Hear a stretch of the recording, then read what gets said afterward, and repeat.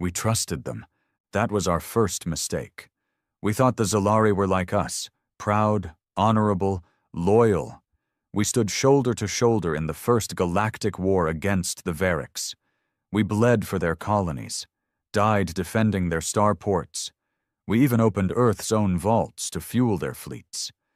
And when the Variks turned their tide and came howling through the sector, who do you think left us to rot? The Zalari. Their ships pulled out of orbit mid-battle. No warning, no goodbye, just gone. We watched our skies light up with plasma and ash, while their diplomats fed the galactic media some slick lie about strategic repositioning. Yeah, right. Tell that to the screaming civilians we couldn't evacuate in time. Tell that to my squad, vaporized on the surface of Nova 3 while waiting for air support that never came. They didn't just betray us, they abandoned us, sacrificed us to save their soft-skinned, silicon-fed civilization. And they thought we'd just take it? Not this time. It's been 5 years. We rebuilt. In silence, in fury. The Earth Council went dark, off-grid, no comms, no broadcasts. The galaxy thought we'd gone extinct. Truth is, we were preparing. Every nation unified under one name, the Black Flag Pact. Not peacekeepers, not politicians, predators. We learned from every war, every betrayal. We studied their weaknesses, mapped their trade routes, intercepted their encrypted channels. We didn't just build ships. We built something more. Weapons that think, armor that adapts, soldiers forged in pain and programmed for vengeance. They didn't see us coming. Our first strike hit the Zalari moon outposts. No warnings, no speeches, just explosions that turned crystal domes into clouds of debris. Their command centers tried to call for backup. We jammed their systems, hacked their feeds, let them scream into the void. I was on the ground that day. Name's Grady Vorn, former captain, now commander of the Harbinger Division. We don't wear ranks anymore, just scars and silence. I remember stepping onto that charred lunar base. The air was thin, red lights flashing through the smoke. One of their officers tried to surrender. Some polished Zalari noble, half-draped in gold silk. He begged. Said it was all a misunderstanding. Said he had no idea Earth was betrayed. I looked him in the eye. You didn't need to know, I told him. You just needed to help. Then I pulled the trigger. That became our motto. No speeches, no second chances. Helped or didn't. Lived or died. The pact spread like a shadow. One by one, we're taking their colonies, their ships, their resources. We're not conquering. We're reclaiming. Every power cell we rip from their hands is one they stole from us. Every city we torch is a warning. We're not sorry. The galaxy now whispers about Earth like it's a ghost story. A species once noble, now savage. But they forget who made us this way. We were loyal. They made us monsters. And now we're coming for everything they've got. We hit the Zalari Central Nexus on cycle 1043. A day burned into my bones. The Nexus wasn't just their capital. It was their pride, their precious shining jewel. Floating above their homeworld like a monument to their superiority, it was a city-sized fortress cradled in orbit, layered with defense grids, shimmering with light, and guarded by fleets we used to help design. Yeah, Earth tech powered half their systems. Another insult. We knew their protocols. We wrote their damn encryption. The irony? They never updated it. Too proud. Too arrogant. They thought we were gone, and ghosts don't hack satellites, so we slipped in through their blind spots, dead zones we remembered from the war. Inside, we hijacked their network from the core outward. I led the breach squad, just 5 of us. No need for more. We weren't ordinary soldiers. The pact had changed us. We were engineered for this. We called ourselves the Gutted, because whatever humanity we had before, it had been carved out to make space for this new purpose. I remember the moment we broke through the main vault doors. Zalari civilians running, guards panicking, alarms screaming in 12 dialects. Behind me, Corin, massive, skin like iron, more beast than man, planted a sonic charge and blew the vault open like paper. Inside, rows of plasma-stabilized currency, Zalari Crown data cores, trade agreements with over 60 worlds, wealth beyond reckoning. We torched it all. They didn't understand. This wasn't about money. This was about memory. I looked one of their diplomats in the eye as he crawled out from under rubble, glass cutting through his blue ceremonial robes. He wheezed something about peace, about mercy. Peace? I spat, dragging him up by the collar. Where was your peace when we begged for support at Hector 9? When we broadcasted distress from Cinderline for 12 hours straight and you shut off your relays? He tried to speak, but I didn't let him. I jammed a data pad into his chest, the one that held a video feed from that day. Thousands of humans, burning, choking, crushed under collapsed domes, calling for help that never came. Then I dropped him and let him crawl back into the ash. He lived. I made sure of it. Some scars aren't meant to bleed. They're meant to haunt. By cycle 1050, we controlled over 30 of their worlds. Not because we held territory. We didn't care about borders. We struck, stripped them bare, and vanished. They called us the Shadow Plague. Said we were viruses, demons. The Galactic Council tried to step in. Fools. They sent envoys, mediators, half-human, half-synthetic diplomats trained to de-escalate aggression. We returned one of them in a pod, alive, unharmed, but stripped of all synthetics. We left a message carved into the hull in 7 languages. Do not speak peace to those you condemned to war. That's when they realized. We weren't negotiating. We weren't asking. We were taking. And then we found Project Virex. It was buried deep beneath the Zalari moon of Varnix, a planet they swore was uninhabited.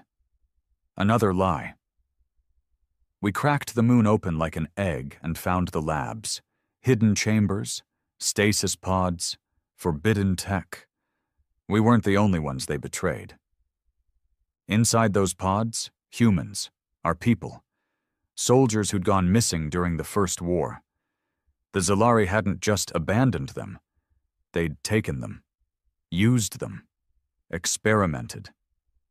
They spliced our DNA with Varix biocode, tried to create a hybrid soldier, thought they could perfect the human body, enhance it, dominate it. They failed, but not before destroying hundreds of lives in the process. We revived the few who could be saved. What they told us, it shattered whatever restraint we had left. My second-in-command, Dren, stood silent for hours after hearing the stories. He never was a talker, but something in him died that day. That night, we declared the Reckoning Protocol. No more mercy, no more propaganda. The Pact began extermination campaigns, surgical, precise. We targeted research facilities, gene labs, black site prisons, not just to destroy them, but to broadcast it. We wanted every Zalari citizen to know this wasn't random, this was justice. And they responded. Oh, they screamed. On every channel they called us war criminals, terrorists, said we were genocidal. But here's the part they always leave out. We learned that from them. Every tactic, every weapon, every silent scream in the night. We didn't invent that. They did. We just perfected it. By the time we reached Zalari Prime, their homeworld, their fleets had crumbled. Their orbital defenses malfunctioned under our hacks. Their military leaders had either defected or killed themselves. I landed personally. No helmet, no mask. I wanted them to see my face, to remember it. The Zalari High Council was waiting, huddled in their marble chamber, too proud to run, too weak to fight. Their prime speaker, this withered creature draped in silk and shame, tried to offer a deal. Territory, trade rights, apologies. He started with, "Commander Vorn, we regret—" "Stop," I said, cutting him off. I reached into my coat and tossed a blood-stained photograph onto the floor. It slid across the polished tile until it landed at his feet. The image was burned, cracked, almost faded. But you could still make out the three figures: my wife, my daughter, my son, smiling in front of a cratered home on Nova 3. They died waiting for a rescue that never came. The council went silent. "Regret doesn't fix bones," I said. "It doesn't unburn skin. It doesn't bring back the screams." I raised my weapon. Half the room flinched. "Your empire ends tonight," I told them. "You don't get to erase what you did. You don't get to crawl behind politics and say you're sorry." And then I walked away. I didn't have to pull the trigger. That honor went to the gutted. Every man and woman in that chamber was judged and executed by survivors of their betrayal. I watched from the outside, listening to their screams echo through the walls like music. We didn't just win, we rewrote the stars. The pact remains, not as a government, not as rulers, as watchers, enforcers. Every time a species raises its head to whisper betrayal, we remind them, we are the consequence. And Earth? Earth is no longer just a blue dot on some galactic chart. Earth is a warning, a memory that never fades, a shadow that never forgives. They didn't understand. We weren't fighting for closure. We were fighting to make sure no one ever forgot what happened when Earth was betrayed. So we kept going. The pact moved like fire through dry brush, and we had no interest in diplomacy. The Zalari hadn't acted alone. There were others who stood by during our fall, who watched humanity suffer and chose silence. The Risari Confederation, the Ulmor Union, the great bureaucratic giants of the galactic stage. Oh, they didn't drop bombs or launch invasions. No, they were cleaner, more polite. They just turned away, withdrew funding, blocked humanitarian aid, froze our accounts while we buried millions. That made them guilty. It didn't. We hit their floating city of Orusk with precision plasma strikes, timed to collapse the outer shields and shut down life support. Not instantly, no. We wanted them to feel it, the gasps, the cold, the realization that their so-called clean hands were covered in our blood. We didn't take their resources. We left them to rot in the heavens. Next were the Ulmor. They were worse. They claimed they'd offered to help us after the betrayal, that they'd sent relief ships and supplies. They lied. We had records. Ships full of food and medicine, rerouted away from human colonies and accidentally redirected to Zalari-controlled systems. Stolen. We found human refugees on Ulmor prison ships, detained for security concerns. Children, elderly, survivors. We liberated them. Then we returned the favor. The Ulmor capital city of Brelan was a fortress, buried in the ice caverns of their tundra world, guarded by mech towers and ion cannons. It took us 3 weeks, not because it was hard, because we wanted to enjoy it. I led that mission too. My team and I breached the southern gate after their elite guards fell. We didn't kill civilians. That was never our way. But the Ulmor elite, their military leaders, their puppet masters, they weren't civilians. They were architects of abandonment. I remember standing in their central hall, flames licking up the crystal walls, their once proud generals kneeling in the ash. One of them, tall and bone-thin, looked up at me with hollow eyes. "We did what we thought was right," he said. I laughed. "You stood by and watched us die." He didn't reply. "Next time," I added, pressing my weapon to his chest, "do the wrong thing. At least then you'll bleed for it." We didn't just win battles, we rewrote alliances. For centuries, Earth was seen as primitive, emotional, impulsive, fragile. But now species that once mocked us began to bend the knee. Not because they believed in our cause, Because they were afraid. That suited us fine. The Black Flag Pact became a myth, a curse. Mercenaries swore never to take contracts against Earth. Pirate fleets refused to raid human freighters. Even the Variks, our old enemies, offered us peace. And we accepted it. Strange, isn't it? The monsters we fought were the ones who never betrayed us. The Variks fought us with honor. Brutal, but honest. No lies, no backstabbing, just war. I respected that.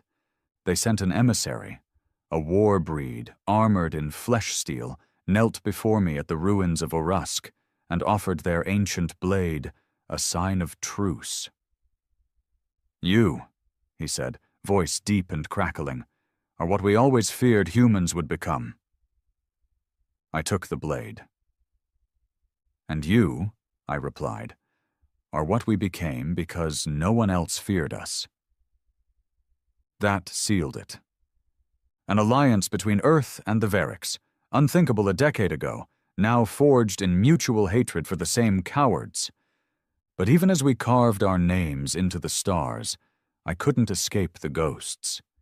At night, in the silence of my quarters aboard the warship Vigil, I'd watch old footage, memories burned into data chips before Nova 3 fell. My daughter laughing in the snow, my wife teasing me about my beard, my son asking if I'd be home in time for his birthday. They never made it to the shelter. They trusted the system. They died believing someone would come. Sometimes I wonder if they'd even recognize me now, if they'd understand what I became, or if they'd be horrified. Corin once told me, "You ain't the man who lost his family. You're the man who made the galaxy pay for it." Maybe that's true. Maybe that's all I've become. But I don't regret a second. Every world we take, every leader we expose, every system we break, it brings us closer to balance, to justice, to memory. There was one last name on the list. The Terral Dominion, the ones who whispered in the Zalari's ears, the ones who funded their withdrawal and called it strategy. They stayed hidden behind corporate networks and legal walls, claiming they were just investors. Turns out they were the ones who advised the Zalari to pull out of Nova 3 in the first place. They ran everything from the shadows, the war, the betrayal, even the propaganda afterward. Their CEO, an ancient figure known only as the Spine, had never shown his face. But we found him, buried deep within a space fortress orbiting a dying star. He thought he was safe. He wasn't. We boarded with a crew of 6. Only 2 of us walked out. We lost Dren in the breach, took a plasma bolt straight to the chest, vaporized instantly. I carried his tags with me. Inside, the Spine was exactly what I expected. A grotesque hybrid of machine and flesh, suspended in a chamber of wires, surrounded by blinking monitors. "You've come to kill me," he said, voice emotionless. "No," I replied. "I came to remind you." I played the footage, every atrocity, every human scream, every betrayal. I made him watch it all, pixel by pixel. He didn't blink. "You think vengeance makes you righteous?" he said. "No," I replied. "It just makes us real." Then I left him alive, stripped his systems, sent his coordinates to every vengeful species in the quadrant. Let them decide his fate. Last I heard, the Variks tore his chamber apart. We didn't have to swing the final blow. We just opened the door. By the end of it all, the stars were different. Maps were redrawn, history rewritten, and Earth? Earth was no longer a planet of diplomats and dreamers. We were executioners. And if anyone ever dared to forget what they did to us, we'd be there. In the silence between transmissions, in the shadows behind negotiations, in the nightmares of those who once turned away, we are Earth. We remember everything, and we take everything they have. It was strange, the quiet that followed. We had dismantled empires, reduced governments to whispers, Our enemies no longer gathered fleets, they gathered lawyers, tried to buy their way out of the reckoning. The Pact didn't respond to diplomacy. We didn't negotiate with hands that once held daggers. The galaxy finally understood. There were no second chances with Earth. But inside the silence, something else started to grow. A different kind of enemy. One without flags or ships. One that lived in the same dark place we had crawled from. Guilt. You see, vengeance is a flame. At first it warms you, keeps you alive when everything else is cold, but the longer you burn, the less you feel. Until eventually you forget what it was ever like not to be on fire. And the Pact had been burning for a long time. I started noticing it first in the rookies, fresh blood survivors from colony raids or children rescued from Ulmore camps. They were angry, sharp, efficient. But some of them didn't sleep. Didn't eat unless ordered. They'd stare too long at scorched fields after a raid. And I'd see it in their eyes. A question. What happens after? We never had an answer. We weren't building anything, just destroying, retaliating. One mission at a time. That worked when the enemy was clear. But the lines had blurred. There was this boy, Cray, only 17. Grew up watching the Pact take back human dignity one world at a time. He begged to join Harbinger Division. Said he wanted to see the galaxy fear Earth. I told him the truth. You won't be seeing anything worth remembering. He didn't care. He was good too. Deadly with a rail rifle, calm under pressure, fast on his feet. But after a mission on Delis Prime, I found him in the aftermath, sitting alone next to a wrecked market square. Not crying, just still. There were bodies around, non-combatants, collateral damage. "What's bothering you?" I asked. He didn't look up, just said, "They screamed like we did." That line stayed with me, because he was right. Somewhere along the way, we'd stopped hearing the screams, stopped telling the difference between the guilty and the unlucky. And I couldn't tell Cray that it was okay, that they deserved it, because I didn't believe it anymore. The next few missions, I started asking more questions. We intercepted a Risari convoy rumored to be supplying anti-Pact weapons. The intelligence was shaky, unconfirmed. But we were ordered to hit them anyway, and we did. Turned out they weren't carrying weapons. They were carrying refugees, civilians fleeing the last ruins of the war, trying to escape the spreading purge. The Pact silenced the report, called it a necessary mistake. That's when I knew we'd crossed a line. Somewhere, somehow, we became the thing we swore we were punishing. But it wasn't like we could stop. You don't just put a gun down after it's become part of your spine. So I kept going, kept obeying. But I started watching, tracking, not our enemies, our own leaders.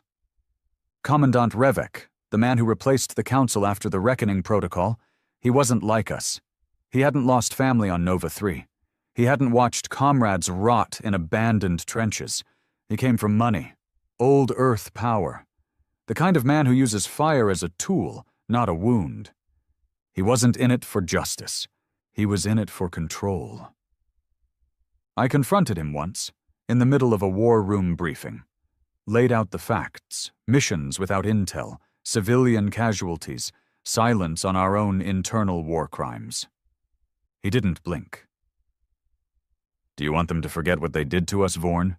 he asked me. "No," I said, "but I don't want us to forget what we are." His answer? "We're the monsters they made.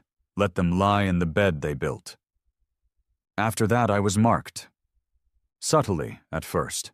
Reassigned to outer ring patrols, missions with half the support we needed, communications that mysteriously dropped in the field.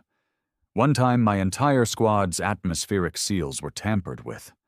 If Corrin hadn't double-checked the suits, we'd be drifting in the void right now. The Pact didn't kill me outright. They knew better. Make a martyr of Vorn, and you risk the older divisions rising up. No, they wanted to make me irrelevant, slow, forgotten. But I didn't vanish.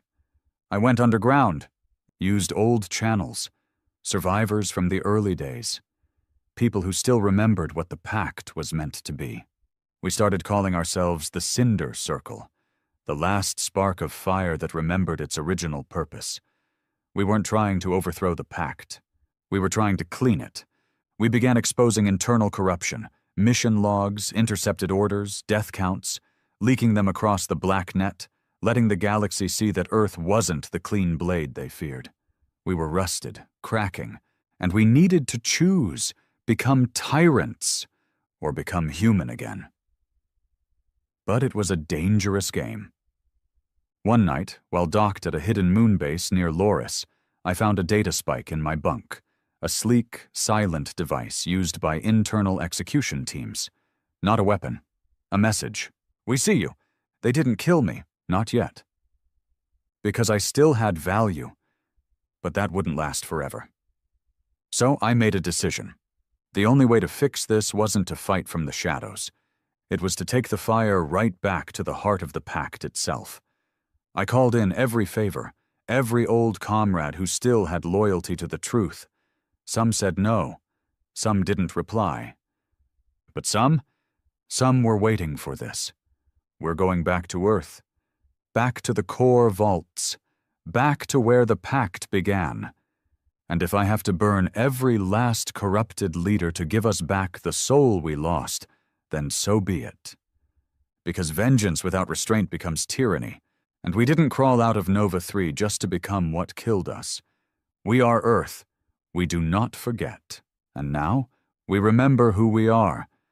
Getting back to Earth wasn't easy. The planet was no longer the open blue cradle we remembered from our childhoods. It had become a fortress, orbiting gun satellites, AI-controlled traffic gates, and multiple layers of clearance protocols.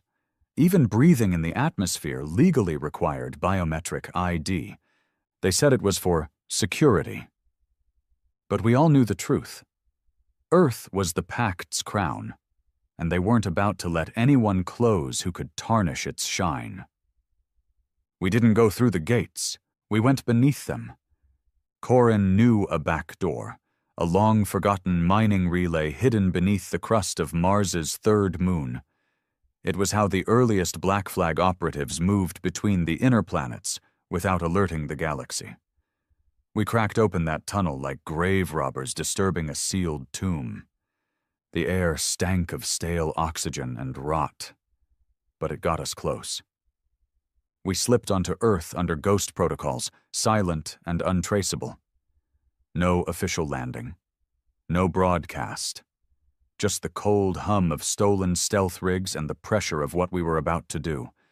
There were only 9 of us left now. The rest had fallen, disappeared, or turned. I won't name them all. Not out of disrespect, out of protection. Even now, I know some of them have family left in the outer rings. If the Pact finds out they helped me, their bloodline won't last the week. We landed in what used to be called New Lisbon. The entire city had been rebuilt after the Varix invasion. Slick towers, neon veins of light, floating trams that whispered silently through the night. But there were no people. The streets were empty. Surveillance drones tracked every breath. Curfews were enforced by synthetic enforcers, their black chrome bodies indistinguishable from the shadows. This wasn't Earth. This was a laboratory. Ravik had turned the birthplace of humanity into a showroom, a perfectly polished example of what order through fear could accomplish. We moved fast, hopping rooftops, cutting through sewers, avoiding every scanner we could. The target was buried in the mountains outside the old Cascadian region, a fortress vault called Ashhold.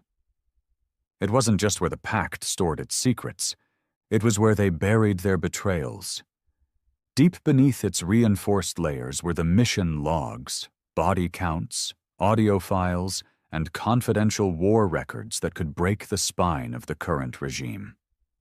It was never supposed to be accessed, not even by command. But we had a code, a 6-word phrase whispered to me by a dying Varix emissary after we helped them destroy the Terrell network.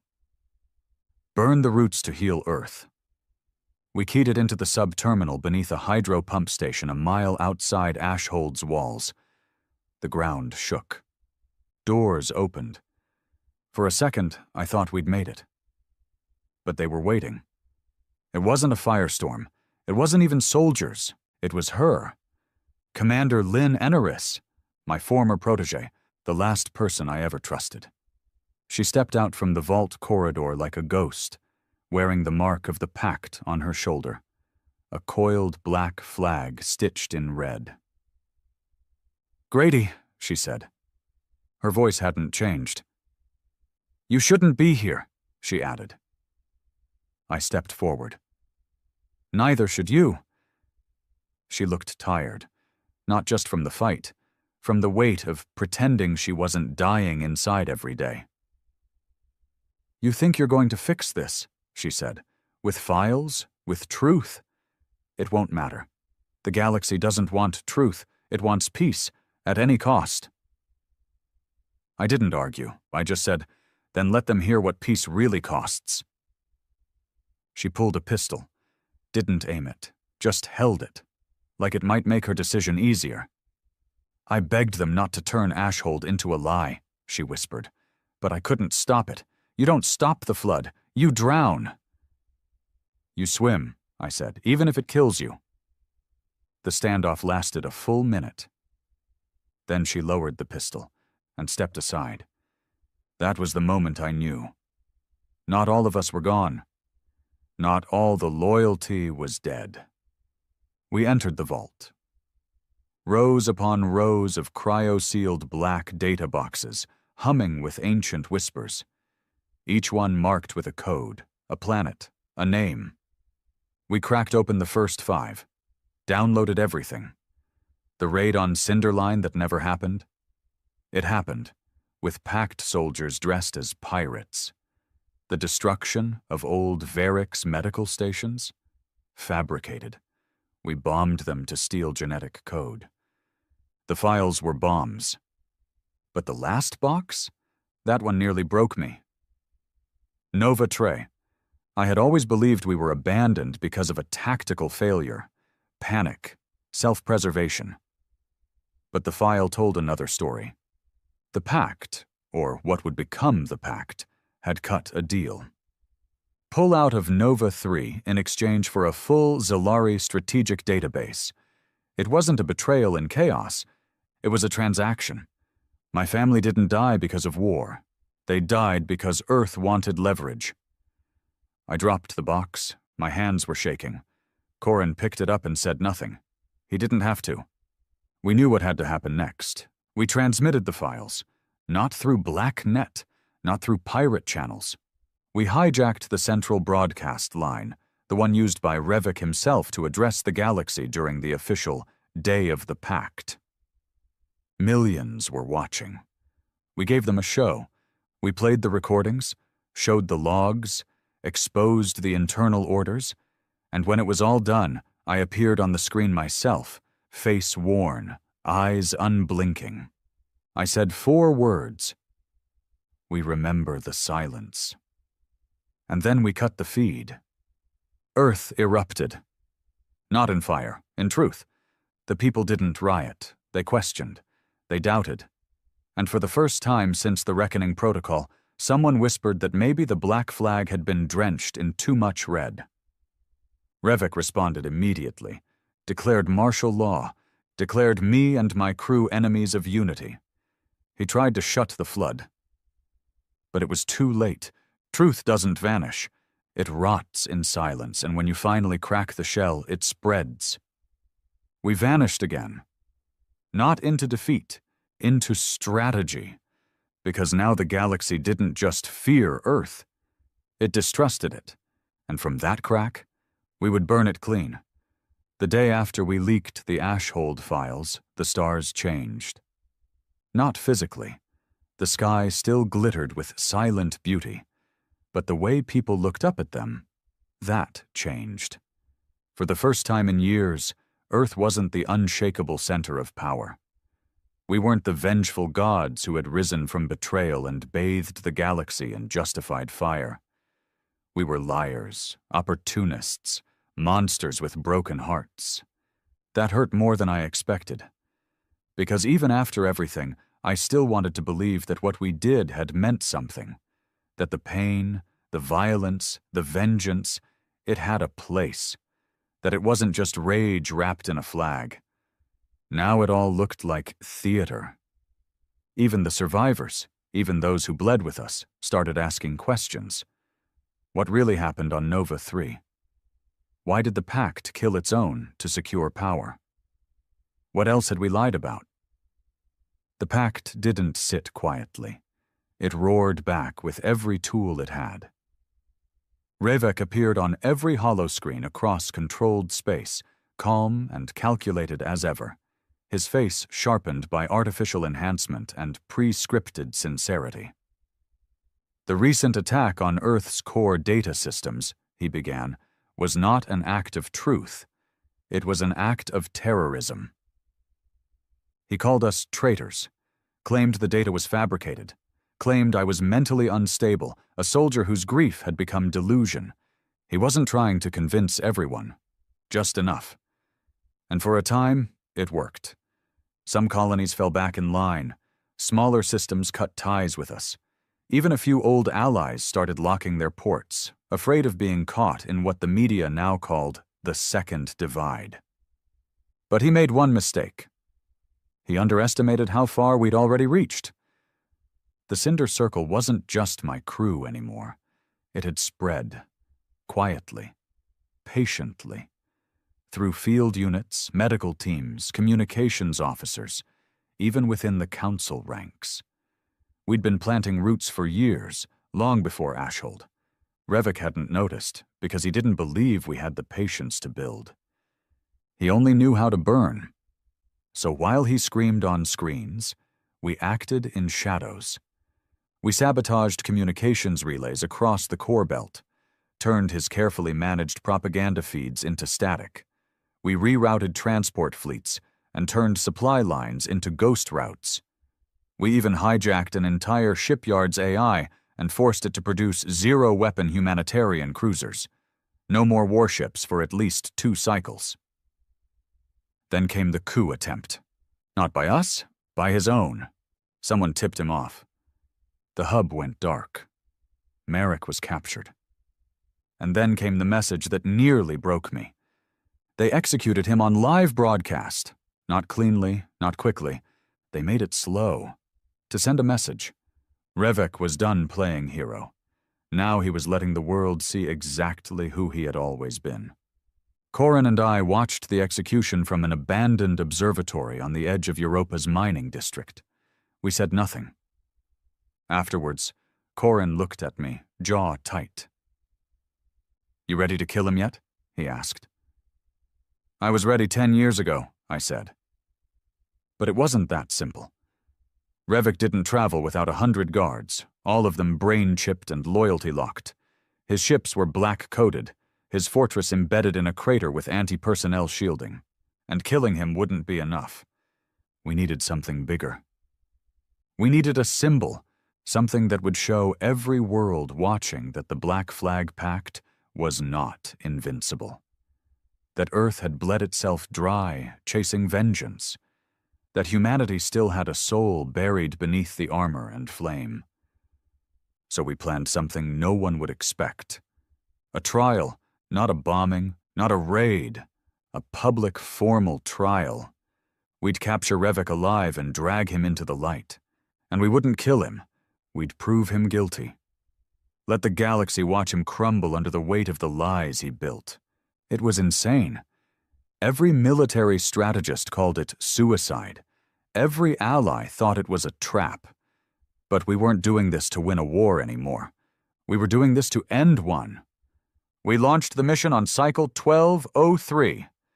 The Cinder Circle infiltrated Revek's convoy en route to a Unity Summit on the reclaimed world of Denvir 5. Only this summit didn't exist. It was a security stunt. a quiet meeting of loyalist governors and military heads where they could restructure after the backlash. We replaced the escort ships with our own. We hacked the atmosphere seals on his private vessel, and we lured him into stepping onto a secure bridge that led directly into our containment rig. It worked. Too well. We had Revek bound, sedated, and transported to a hidden station above the old mining ring near Saturn. We broadcast the announcement galaxy-wide. Revek will stand trial for crimes against humanity, against the galaxy, against truth. That shook the stars. Some systems called it justice. Some called it blasphemy.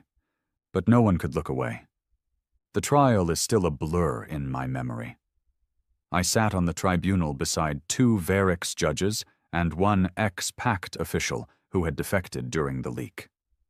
The crowd was digital, hundreds of millions watching from all corners of charted space. We played the files again.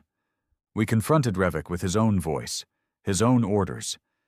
He never denied them. He didn't need to. He smiled the whole time. "You think killing me changes anything?" he said on the second day. "You think dragging me in front of a camera redeems the things you've done?" "I don't want redemption," I said. "I want the next generation to know the difference between vengeance and justice." "You really think they'll care?" "Not now. Maybe not for years. But one day, someone's going to stand where I stood, and they'll have a choice. And maybe, just maybe, they won't choose fire." That silenced him. On the 4th day, we passed judgment. Revek was guilty on every count. We didn't execute him. We exiled him to an old Varix penal world, unshielded, isolated, crawling with the same people he once condemned. We left him there without guards, without comfort, just his name and a memory. That was more punishment than death ever could be.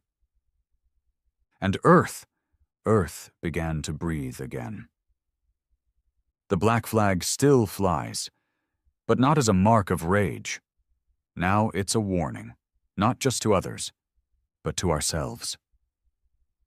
To remember where we came from, what we became, and how close we came to losing everything that made us human. The trial ended, but nothing felt finished. Revek was gone, swallowed by the world he helped poison. The files had been exposed, and the mask of the Pact had been stripped clean. But what lay beneath wasn't a revolution. It was rot. Systems that once pledged allegiance to Earth went silent. Some disconnected entirely. Others fractured internally, warlords claiming territory, old governments clawing back power, colonies scrambling to build defenses of their own. We hadn't just toppled a regime. We'd cracked the foundation of an empire, and now every piece was falling where it pleased. I didn't blame them. For decades, Earth had positioned itself as the galactic enforcer, the wounded titan who rose from betrayal with righteous fury. Everyone bent the knee not because they loved us, but because they feared we'd do to them what we did to the Zalari. Now that fear was gone, and in its place, chaos. The Cinder Circle spent weeks in orbit above the Saturn station, debating what came next. Some wanted to disappear. Let history do what it always does, forget. Others wanted to seize the moment, build a new order, something purer than the Pact. But we were soldiers, not architects. I spent most of those days staring out the observation deck at the curve of Saturn's rings, thinking. Not about politics, about my kids, about Nova 3, about how I spent half my life chasing fire and fury, only to reach the summit and find nothing but ash. Corin joined me one evening, holding 2 battered tin mugs of synth coffee. He dropped one beside me without saying a word and leaned against the bulkhead. "You see what they're saying on the feeds?" he asked. I didn't look. "Depends who they is." "Zalari government in exile offered amnesty," he said. "They're asking for a meeting." I laughed, dry and bitter. Didn't they broadcast my execution orders just 4 cycles ago?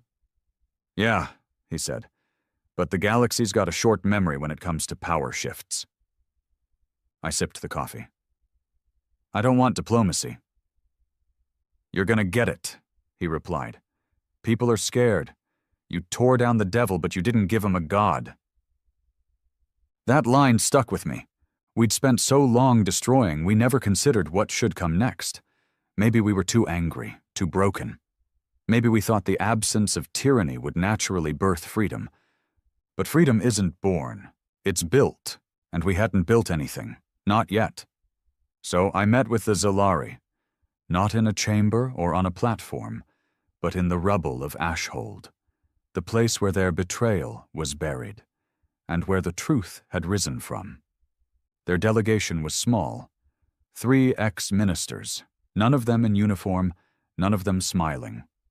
They didn't offer apologies. They offered options. We want to stabilize the sector, one of them said. The war left every trade lane vulnerable. The Ulmor are arming again. The Variks are still holding the outer rim. I didn't reply. Another added, You have influence. Respect, if not admiration. We need to rebuild, Commander Vorn. I shook my head. I'm not a commander anymore. She tilted her head. Then what are you? And I told her the truth. I'm the man who made the galaxy fear Earth again. And I'm the one who's going to teach them why they should have feared silence more. They didn't understand that, but I didn't expect them to. What I did expect, and what I demanded, was full restoration for every colony left to die. Reparations, names of everyone involved in the Nova 3 betrayal, amnesty for survivors wrongly labeled insurgents, a full release of all internal logs from every nation involved in the first betrayal war. They agreed.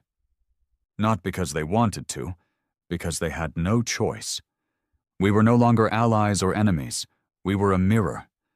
And they were tired of seeing their own face covered in blood. From there, we moved fast. The pact was formally dissolved within 3 cycles. Earth's military was decentralized.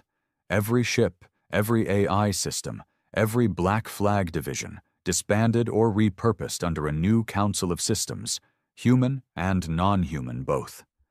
The Variks held 2 seats. The Risari took 1. And Earth took 1. Just 1. It felt right. We weren't there to dominate anymore. We were there to remember. I never expected peace to feel this strange. After years of fire, stillness felt unnatural. I woke up without alarms, walked corridors that didn't hum with war engines.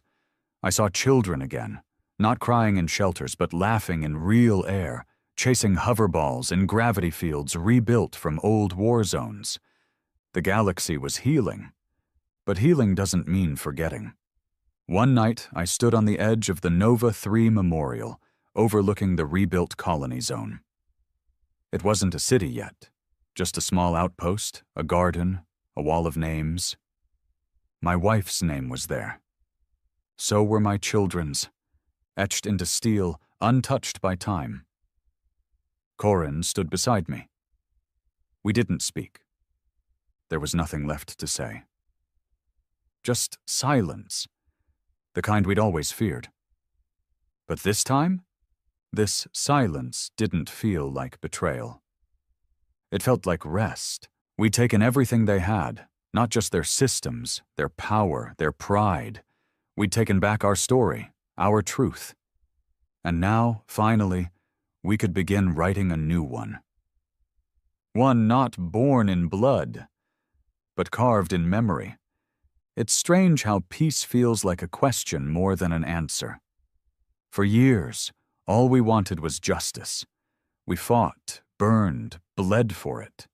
We made the stars remember our pain, made the traitors tremble when they saw the black mark of Earth on their charts.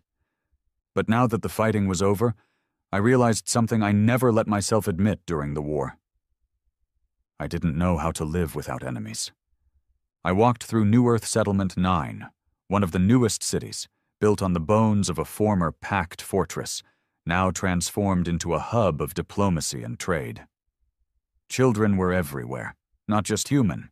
Varix hatchlings, Rasari lightborn, even a few Ulmor splicelings. A generation raised without guilt, without fear. They didn't know betrayal, didn't know what it meant to watch your world burn while your so-called allies turned their backs. And they never would. That was the point. He asked me to help once. Said the kids needed stories from the field. I told him no. Not because I didn't want to teach them, but because I didn't want them learning my way. I wasn't proud of everything we did. I told myself it was necessary, and maybe it was. But necessity doesn't mean clean. We drowned the galaxy in vengeance. And when the tide pulled back, we saw everything that had been left beneath the surface. The mistakes, the lines crossed, the lives broken in pursuit of something that could never truly be repaid. The Black Flag was never about politics. It wasn't about governance. It was grief, weaponized and unleashed. And now, grief had nowhere left to go. So I stayed on Nova 3. Rebuilding wasn't my skill, but memory was. The council offered me a seat, some ceremonial title. I refused it. I didn't want power anymore. I didn't want to shape the future. I just wanted to guard the past. I started writing, not speeches, not history books, letters, to the dead. Every night I'd sit on the edge of the rebuilt terrace and write one page at a time. To my wife, my kids, to the soldiers we lost, to Dren, to Merrick, to the ones who went missing and the ones who never came home even when they lived. I kept the pages sealed, never read them twice, just stacked them in a box. Maybe someday someone will find them and read the truth, not from reports, but from the heart of a man who stood in fire and somehow came out the other side without burning to dust. One night I got a message from Lynn Eneris. I hadn't spoken to her since the trial. After she let me into Ashhold, she disappeared, exiled herself to one of the remote outer moons, said she wanted silence. She sent only 3 lines. They're naming the Unity Plaza after you. You should come. I didn't answer, but I went. The ceremony was quiet, no fanfare, just a gathering of the new council and a crowd of people from 100 different species. I stood in the back, no uniform, no speech. And when they unveiled the statue, a crude metal silhouette of a man holding a torn flag, I didn't see myself. I saw all of us, the broken, the betrayed, the ones who chose to rise instead of kneel. After the event, Lynn found me on the outskirts, under the glow of twin moons. "You did it," she said. I shook my head. We did it, and not all of it right. She didn't argue. "There's a weight that comes with being the one who remembers," she said. "Most of them won't understand what was lost to build this." "I don't want them to," I replied. She nodded. "So what now?" I looked at the plaza, at the kids playing near the monument, at the diplomats shaking hands, at the broken galaxy learning how to rebuild one crack at a time. "Now," I said, "now we make damn sure it doesn't happen again." And that was it. That was the end of our war, not with a bang, but with memory. The stars are quieter these days. The transmissions are full of trade deals and colony births, not death reports. The warships sit in dry dock, rusting into relics. People wear flags again, not of domination, but of identity, of pride.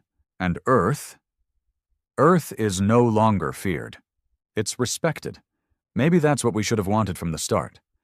I still wake up some nights with the screams in my ears. I still feel the heat of Nova 3. I still see Ravek's smirk in the dark corners of my mind. Some wounds don't close. But they don't bleed anymore. We didn't get revenge. We got reckoning. And in the ashes of all they took from us, we found something no enemy could ever steal again. Ourselves. We are Earth. We remember. And now, finally, we live. They buried me quietly. Not in a casket, not in the ground. I wasn't dead, not officially.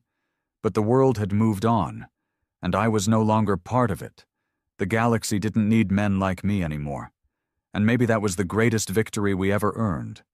I live now on the outer edge of a terraformed planet once called Greylight 3. It's peaceful here. 2 suns, light wind, small community, no politics, no war councils, just soil, silence, and a sky that forgives you for looking up. They gave me land, not as a reward, but as a courtesy. No fanfare, just a transport pod with coordinates and a simple message from the council. For service rendered. I didn't ask for more. Didn't want more. Some days I plant, other days I walk.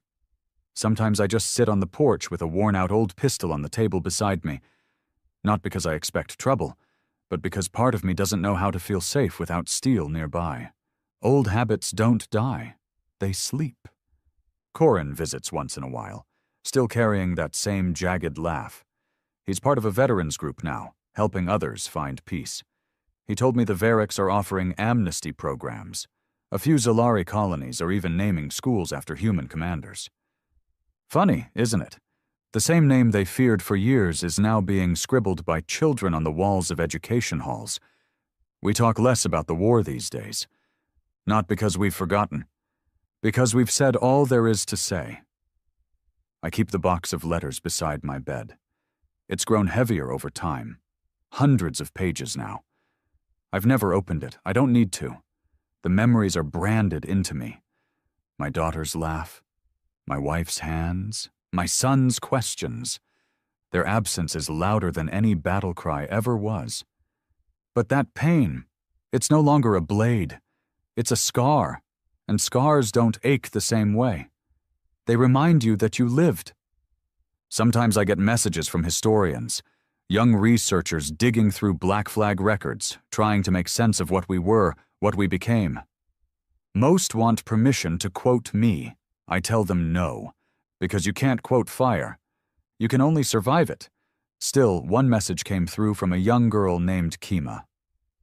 13. Studying galactic history on a Variks-led settlement. She found my name in a file. Said her teacher called me a complex symbol. She asked a single question. Were you ever afraid? I didn't answer right away. Took me weeks. But eventually, I wrote back. I told her the truth. Every day, every damn day, afraid we'd fail. Afraid we'd go too far. Afraid that when the dust finally settled, we'd look in the mirror and see the enemy staring back. But we never stopped. Because sometimes fear isn't a wall, it's a compass. If you're not afraid of what you're becoming, you're already too far gone. I told her to stay afraid, but never paralyzed. To remember that silence is more dangerous than conflict. That peace without truth is just waiting for betrayal to grow legs, she wrote back. Said she wanted to become a diplomat. Not to make people love each other, but to make sure no one ever forgets what happens when they stop listening. Smart girl, the world's in good hands. As for me, I'm not a hero, never was.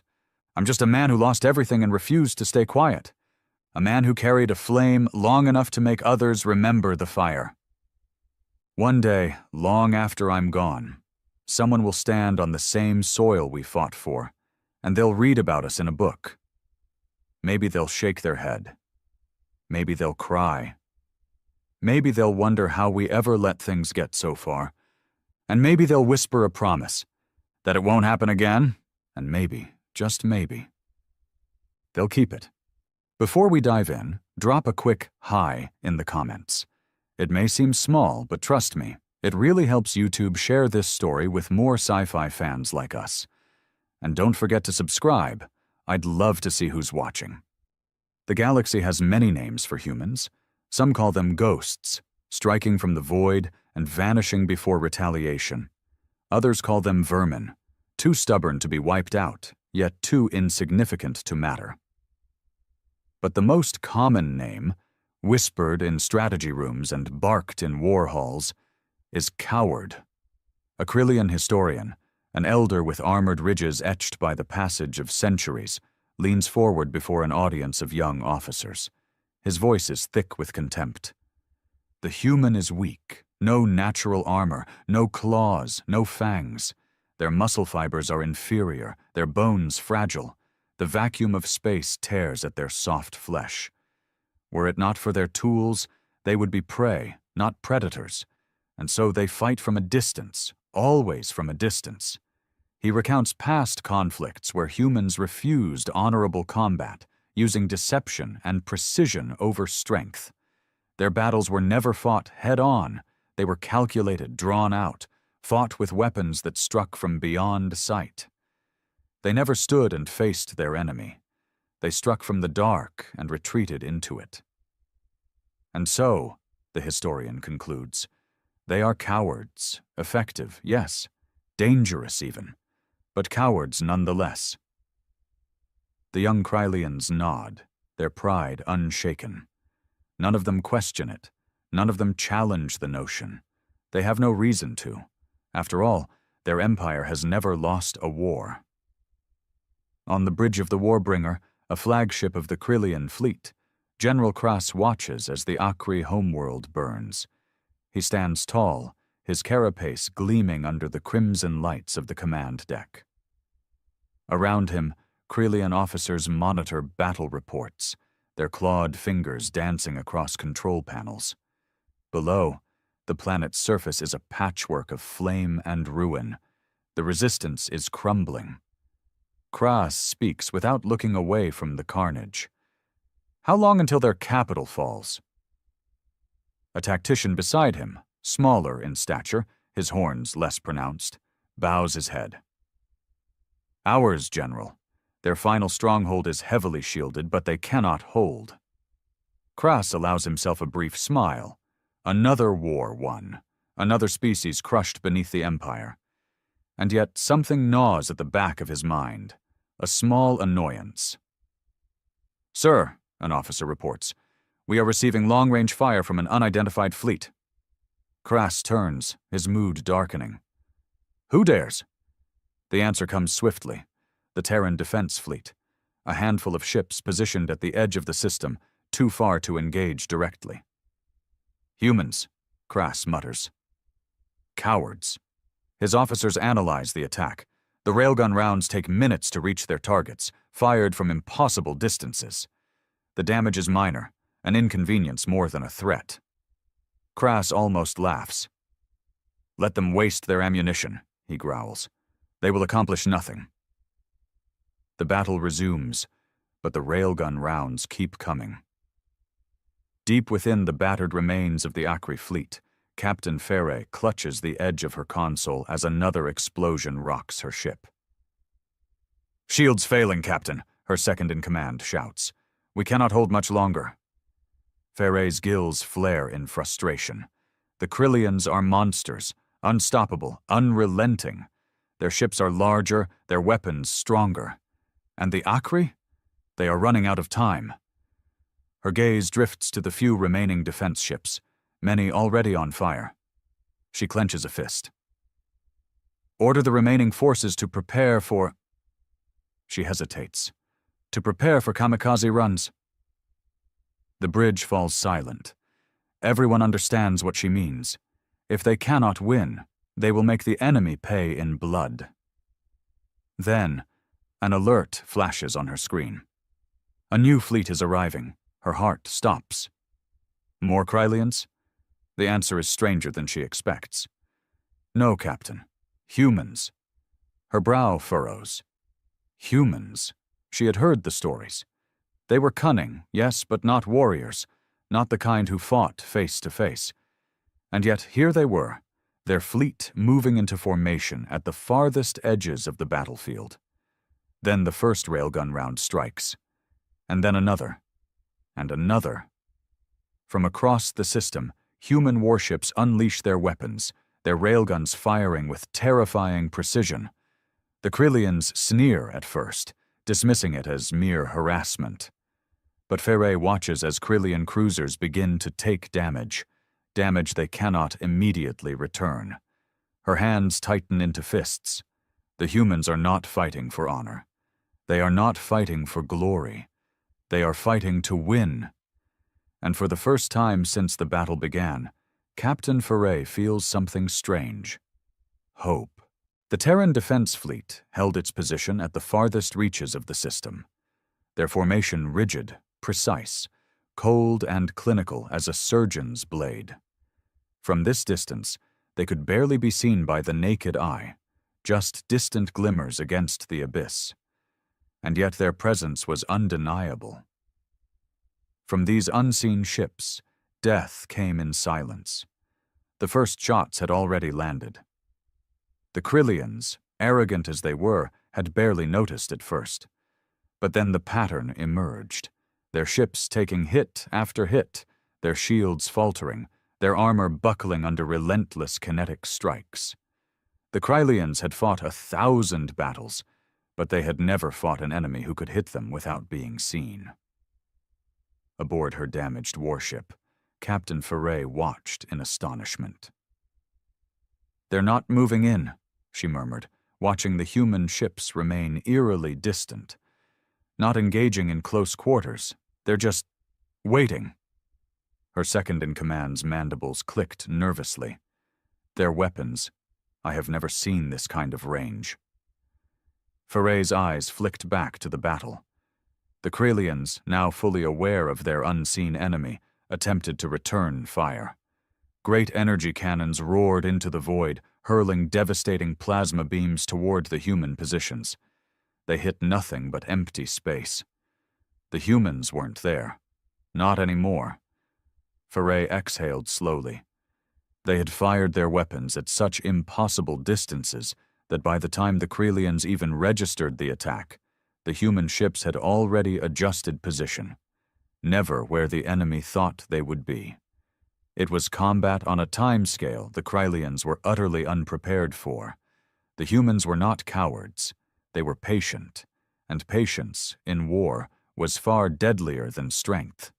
General Krass was furious. He stood at the center of the Warbringer's command deck, his claws digging into the reinforced metal railing. The humans had been striking at them for hours, their presence felt but never seen. His fleet had been built for conquest, for domination, for crushing resistance beneath overwhelming might. But how do you conquer an enemy that refuses to be touched? "Report," he barked. An engineer scrambled to his side. "We are studying the human weapons, General. Their railguns are primitive in design but frighteningly effective. We could replicate them, but—" "Then do it," Krass snapped. The engineer hesitated. "It is not that simple, General. The technology itself is crude, but the way they use it—" He swallowed. "They calculate gravitational wells, planet orbits, the subtle pull of celestial bodies to arc their shots across impossible distances. Even if we build the weapons, we lack the—" "Excuses!" Krass roared, slamming a fist against the control panel. The Krillian Empire did not adapt to lesser species. It subjugated them. "Enough of this. We will ignore the humans. Focus fire on the Akri homeworld. Let these cowards watch as we turn it to ash. If the humans wanted to fight at a distance, let them. He would simply destroy what they had come to defend." Ferre had never met a human before. Now she stood face to face with one. The hollow projector on her ship flickered, stabilizing into the image of a human commander. Tall, dressed in a crisp uniform, expression calm. The room fell silent as Akri officers watched, their wariness evident. "Captain Ferre," the human greeted her, his voice smooth, measured. "Commander," she replied stiffly, keeping her posture firm. The human studied her. Not with arrogance or condescension, as the Krillians did. He studied her like a scientist examining a battlefield, analyzing, calculating. "Your people fight with remarkable tenacity," he said after a pause. Ferre's gills twitched. And yours fight from the shadows. The human gave a small smile. War is not about glory, Captain. It is about winning. Ferre hesitated, glancing towards the tactical map. The Krylians were shifting strategy, focusing their fire entirely on the planet below. The humans had slowed them down, but not stopped them. Then tell me, Commander, can you win? The human's gaze did not waver. We already have. And then the hollow projector cut out. Ferre inhaled sharply. His confidence was unsettling. But for the first time since the battle began, she did not feel alone. She turned to her crew. Prepare the fleet. We fight alongside the humans. Hope was not something she had allowed herself to feel. But now, it was impossible to ignore. Then, without warning, the guns fell silent. The railgun barrages that had been hammering the Krylian fleet for hours stopped entirely. No more kinetic rounds arced unseen through the system. No more invisible shots struck with brutal precision. It was as if the Terran fleet had simply vanished. Captain Ferre's gills flared as she stared at the tactical display. Why have they stopped? Her second-in-command hesitated. We don't know. No transmissions, no signs of withdrawal. They just ceased fire. Ferre clenched her jaw. The Krylians had been suffering. They had been bleeding, their fleet shaken by an enemy they could not see. But now, all at once, the pressure was gone. The battlefield, once alive with kinetic destruction, had gone eerily still. A silence far more terrifying than war. Across the war-torn planet, the Akri defenders noticed it too. Mutters spread through the trenches. Soldiers clutched their weapons, fearful. Had the humans run out of ammunition? Had they abandoned them? Had they simply lost the will to fight? Ferre felt the weight of hundreds of thousands of eyes upon her. Her fleet, her people, all waiting for an answer she did not have. Her mandibles tightened. She could not let them lose hope. Hold the line, she ordered. Whatever happens, we fight. But deep inside, she felt something gnawing at her.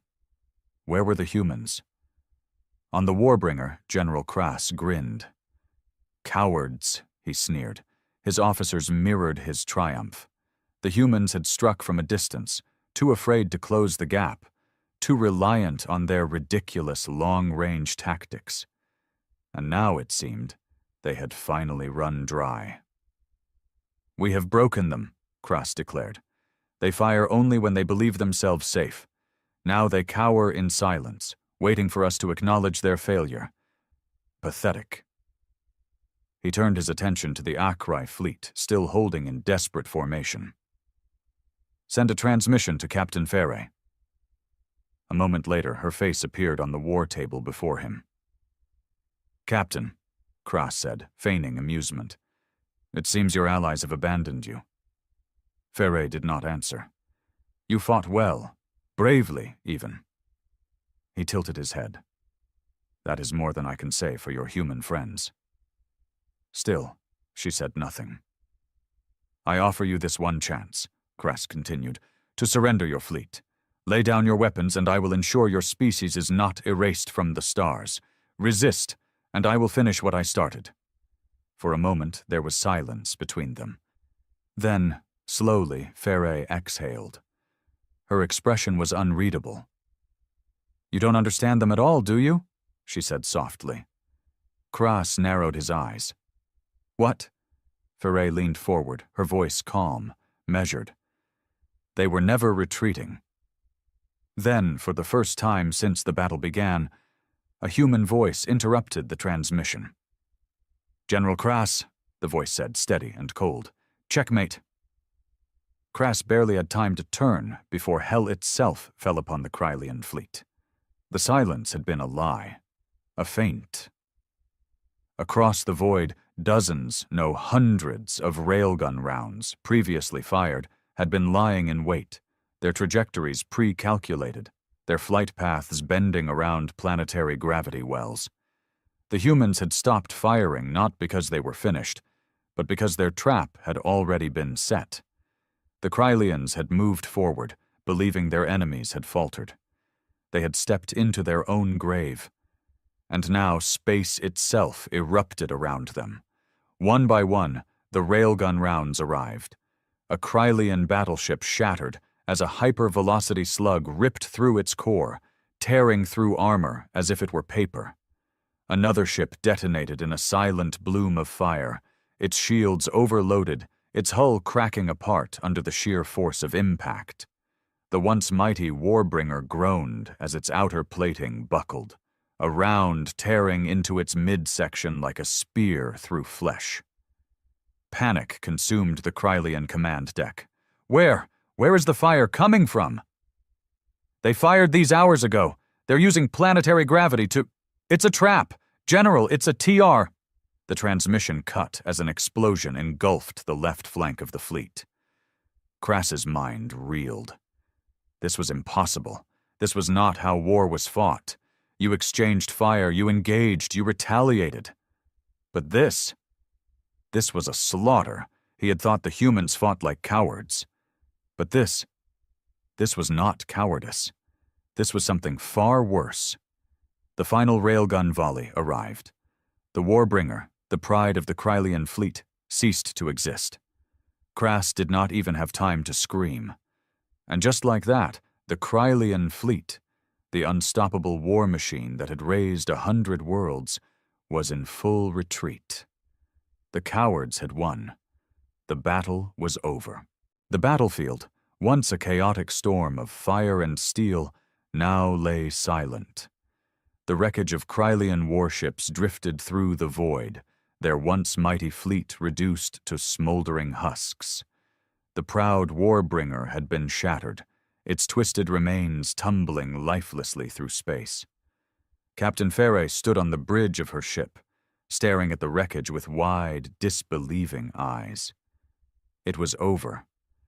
The Krylians, conquerors of 100 worlds, the merciless scourge of the galactic frontier, had been defeated, not by brute strength, not by some miraculous superweapon, but by patience, by deception, by a kind of warfare the galaxy had never seen before. A war fought in silence, a war already won before the enemy even knew it had begun. Her second-in-command approached. Captain, the Krylian fleet has fled the system. They are not regrouping. They are running. The words sent a ripple through the bridge crew. The Krylians never ran. They fought. They conquered. They ground their enemies into dust. And yet here they were, retreating like prey. Ferre exhaled, trying to steady herself. Send word to all remaining defense forces. The battle is over. For the first time in her life, she said those words and believed them. Across the Akrai homeworld, the news spread like wildfire. The defenders, who had been prepared to fight to the last, stood in stunned silence as the transmissions came through. The Krylians are gone. The humans have won. A cheer rose, then another, then thousands. A roar of triumph swept through the battered cities, a sound that carried across the ruins, up through the atmosphere, into the void itself. The Krylians had come as gods. They had left as nothing more than frightened animals. The Akri did not waste time. When they celebrated, they did so with fire and song, with the reckless abandon of a species that had come within a breath of extinction, and survived. The grand hall of the capital city had been hastily repaired. What was once a war command center had been transformed overnight into a great feast hall, its ceiling strung with glowing lanterns, its long stone tables filled with food, drink, and warriors both human and Akri. Captain Ferre sat at the head of the room, overlooking the scene with a quiet, contemplative expression. And beside her, the human commander. He had finally come planet-side, though he remained as eerily calm in victory as he had been during battle. His officers, by contrast, had loosened up considerably, laughing, drinking with their Akri counterparts, exchanging stories in a cacophony of mixed languages and gestures. Ferre turned to him, studying him. "You won," she said simply. He took a sip of his drink, some alien concoction he had yet to identify, and nodded. "Yes. And yet you do not celebrate." The human gave her a small, knowing smile. "Winning," he said, "is not the same as victory." Ferre considered that. After all, the Krelians had been driven away, but they were not gone. "They will come back," she said, her voice quieter. The human leaned back, looking up at the ceiling as if watching the stars beyond it. "Perhaps," he admitted, "but when they do, they will not be the same Krelians who left." Ferre tilted her head. "You humiliated them." "No." He turned to her, his expression unreadable. "We taught them fear." Ferre thought back to General Crass, his confidence, his arrogance, the certainty that his people could never lose. And then she thought of that last, final moment, when the trap had been sprung. That instant when the Krelians realized what kind of enemy they were truly facing. The humans had not won a battle today. They had changed the nature of war itself.